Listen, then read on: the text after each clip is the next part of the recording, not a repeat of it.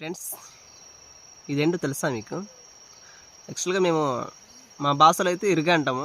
దీన్ని మేము రైతులు ఏం చేస్తారంటే కోతులకి చేతులతో కొట్టడానికైతే కొంచెం బలం కావాలి. ఇవి కొట్టడం వల్ల చేతులు నొప్పి పడతాయి అన్నమాట. ఆ నొప్పి పెట్టడం వల్ల వీటిని ఉపయోగిస్తారనమాట. కోతుల్ని గరువులో తీసుకెళ్ళి కొట్టడానికి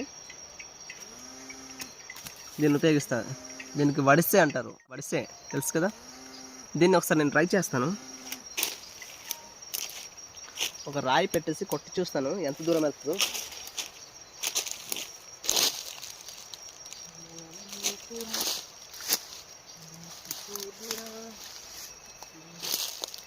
ఇది చాలా పెద్ద రాయి.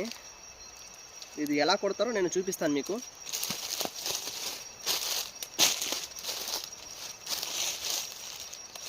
ఆ చింత చెట్టును కొట్టాలన్నమాట.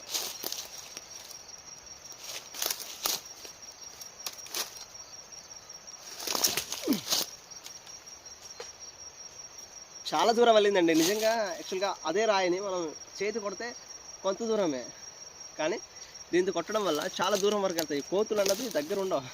మనం దగ్గర వెళ్ళేసరికి కోతులు పరిగెడుతుంటాయి కదా, అలాంటప్పుడు గరువులో అంటే యాక్చువల్గా మనం పంట చేసింది కోతులు దాన్ని తినడానికి వస్తాయి కాబట్టి వాటి నుంచి రక్షించడానికి ఈ వడిసె అనేది ఉపయోగిస్తారు మా గిరిజనులు.